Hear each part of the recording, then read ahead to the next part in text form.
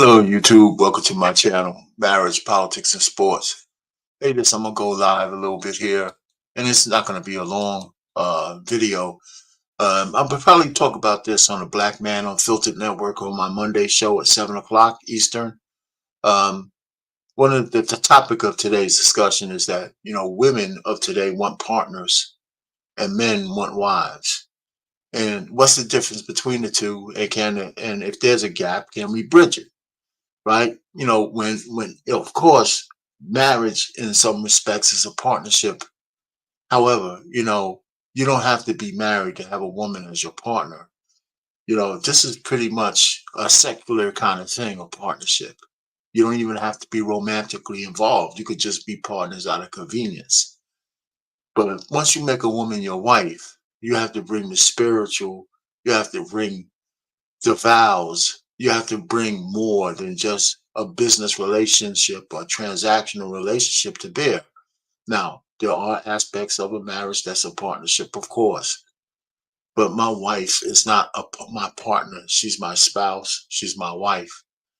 And you can't separate the overarching umbrella of our biblical commitment to each other. So before I go any further, I got a couple of clips that I'm going to show. But like, share, and subscribe to the channel. Put your own comments in there. If you don't see any difference between a partnership and a marriage, let me know. You don't know if there's a difference between a woman just being your partner or a woman being your wife? Because I'm a man, I say women. If you're a woman, of course, you're looking at a man. Just let me know. Put a comment in there. Tell me what you think the differences are. And we could talk about it. So, listen, I say that my wife never introduces me as her partner to anybody. I'm her husband, and I do the same for her. I never call her my partner. I call her my wife because it's more than just some transactional situation between the two of us, right?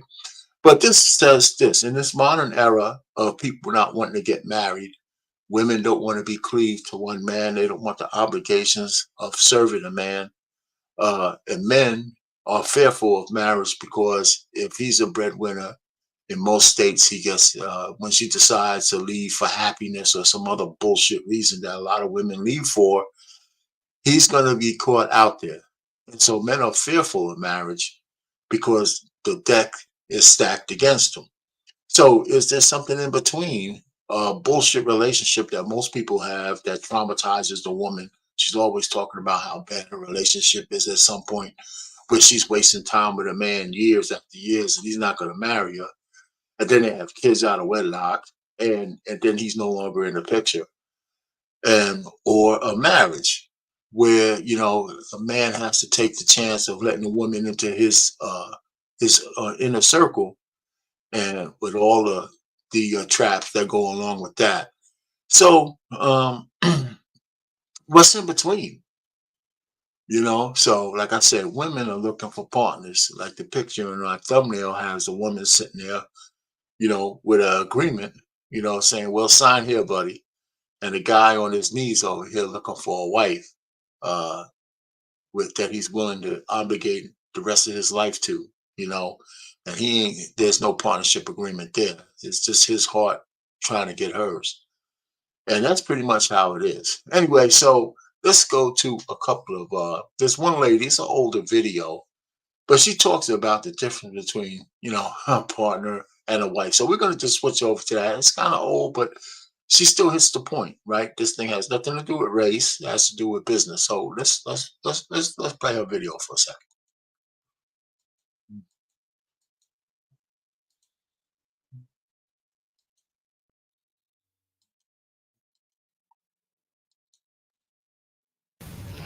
Some people don't think there's a difference between a life partner and a spouse, but I'm here to tell you today that there is.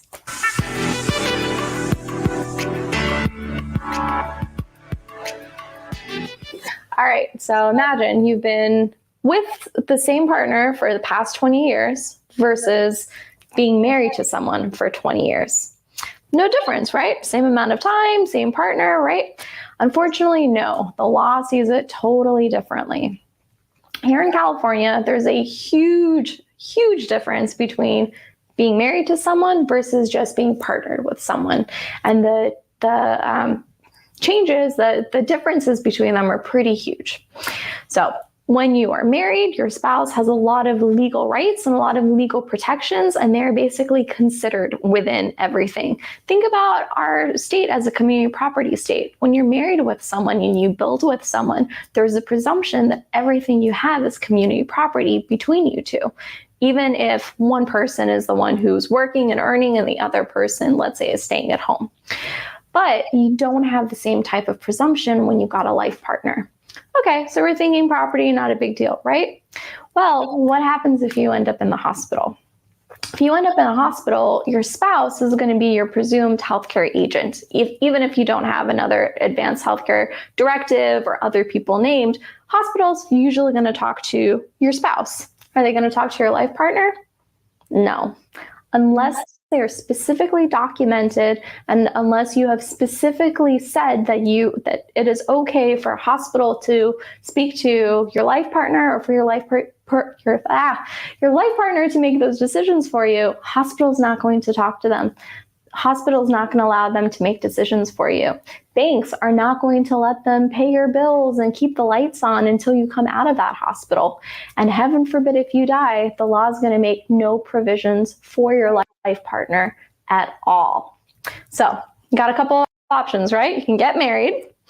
Definitely an option, a good option for lots of people. But let's say you don't want to get married for whatever reason. It's still important to make sure that they're provided for and taken care of. And the best way you can do that is by being proactive and by completing your estate plan. If you start doing that, you can name them in your advanced healthcare directives and your powers of attorney. You can provide for them in a will.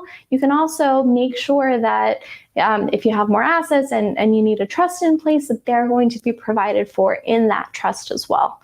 You guys have been together for so long. You guys wouldn't have been if you weren't important to each other. So make sure to take that final step to make sure that they really are protected and taken care of if, heaven forbid, anything happens to you.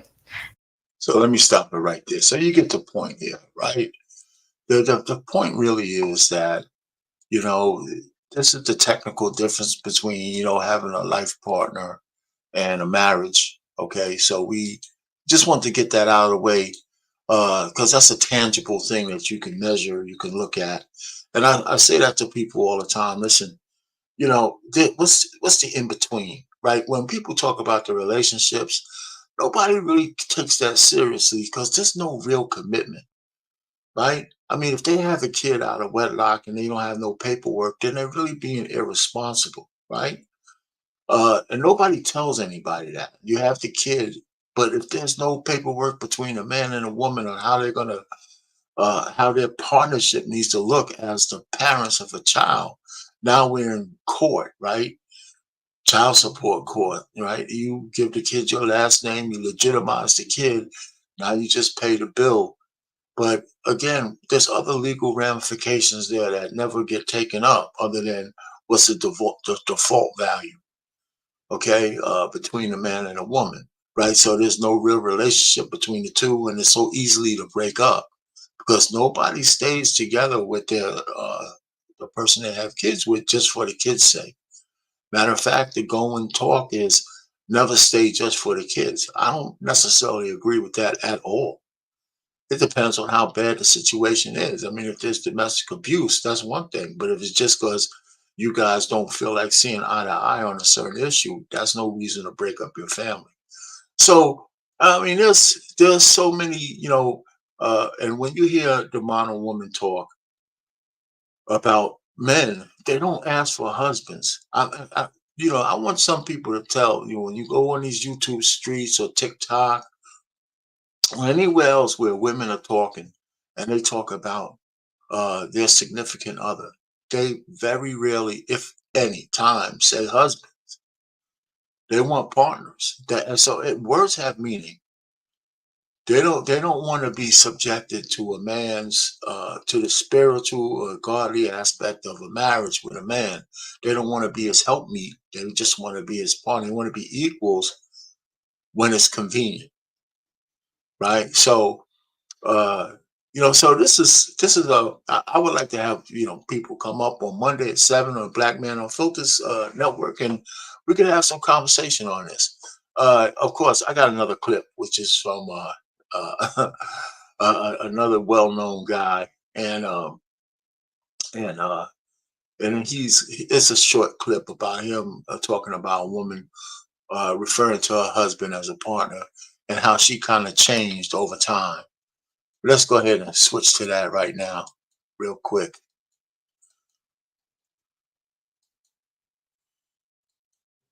All right. So we're gonna do that. Husband, your partner. And that's where it really kind of started. And of course, I could go get that tape for you if you want. But we had this very interesting conversation where I was like saying, okay, well, who wears the pants in your house? Well, nobody wears the pants. We make equal decisions. Does that sound like this person right here? They don't. They're not happy being that head of household and just have a guy there that goes along. Sure, honey, whatever you want. Sure. And everyone says all the time, like, happy wife, happy life. Okay. By the way, Jed, if you're watching, happy wife, happy life is not like a folk tale. It's not like just, hey, I don't know what to say. It sounds like the right thing, right? It's an ultimatum. Happy wife, happy life is an ultimatum. It's do it or else. That's what it's come down to. If you want to know why I say that marriage is an unconscionable contract, nothing sums that up like happy wife, happy life. And if you don't if mama ain't happy, ain't nobody happy. God ain't happy. The house ain't happy. The kids ain't happy. If mama ain't happy, nobody's happy. That's what happy wife, happy life is. It's an ultimatum right now. That's what it comes down to. But here's the thing: is like if I would have had this conversation with her, I did have this conversation with her back in April or May of this year. Maybe it was April. I'm trying to remember when she started, but when I had that conversation with her, it was like, oh, we're even, Steven. It's equal. We make equal decisions. I asked her she said, oh, he'll make the decisions for like certain things. I said, who makes the decision as to where your boy's going to go to school? Oh, we're going to both make a joint decision on that. Who makes the decision when you're going to buy a major purchase? And of course, I was quoting the stats that I'll quote later on here today about how women are the primary consumers in the United States right now. And how I've read it several times. You want me to go get the infographic? I should just leave the infographic in my log here. I mean, women make the majority of purchases. Over the course of a family's history, up to I hope you have a very long marriage, but 90% of the financial decisions will be decided by the wife. And so here she is, finally coming around to the red pill. You know what? This is great, man. It's God damn it, girl. Guys. What have I told you? Wait till hour 3. Come back. I'm going to have to ban you now. Okay, goodbye. Just in case you're interested in hot, sexy, live nude girls. So much spicier than the dead nude girls. Thanks. You know what? Speaking of old school 20th century advertising, can we at least bump, if we're going to spam my chat, at least, come with something new. Anyways. This is not the same Jedediah from back in April or May. But what's interesting is all those situations where you have a guy who's just caving to his wife all the time. And he's kind of a doormat. Mm-hmm. The wife may get everything she wants, right? She gets no pushback. She's making all the rules. She's making all the purchases. She's making all the decisions. And somehow she's miserable. Why? Because women don't want a weak man. Women also. So there you go. Let me just stop that. She said enough, right? Women don't want a weak man. And when men acquiesce to just being a woman's partner in a marriage where everything's up for debate and he can't make a decision unless mama gives him permission, this shit gets old, because at some point a woman wants to be led by her man. Because if she has to do all the heavy lifting, then why even have a guy in the first place? I mean, just for some bedroom fun? Just to pay half the bills? Well, for some women that might be transactionally, that's all they need, right? So, we can flesh this out, because I'd like to get, we'll have a panel discussion on Monday. People will come up and say what their piece is, because I don't necessarily need to be right. I'm just saying that the way I see it and the way I hear people talking, especially women, they're not looking for husbands. They're just looking for somebody to help them pay the bills. You know, it's like they're like partnership toots, right? Partner toots, right? Somebody to pay the bills, and every so often they'll give you a little bit of some sweet loving for it. And pretty much that's it. You know, you fall down on the job, or if you need them to lift you up, or if you need something from them, that's not part of the deal. You know what I'm saying? That's not part of the deal. You got to always be on your square. You got to always be healthy. You got to have to always have some money, and always, make sure that you hold up your partnership end, because she ain't in it for love. She's in it for, you know, survival, taking care of uh, her obligations, for her safety, for whatever it is. She's not all enamored. Just recently, Shaq's wife came out, his ex-wife. He gave this woman everything, gave her his last name, and he put her on the map. She would not be known if she wasn't with Shaq. And she just came out, what, 13, 14 years later, after 4 kids, even though he adopted one of her sons, because he was a stepdaddy. And she said she never loved him. He made this woman a multi-millionaire. She had a life more glamorous than 99% of the women out there, and she resents him for it, and she resents him for it. And he took the high road, of course, because there was no other road for him to take. So I'm just saying, she obviously looked at him as not even a partner. She looked at him as a trick, essentially. And so men, you gotta always be on your P's and Q's on who you let through that gate. Anyway, I'm not gonna belabor this. I meant this to be kind of short. So, our pain, marriage, politics, and sports. Over and out.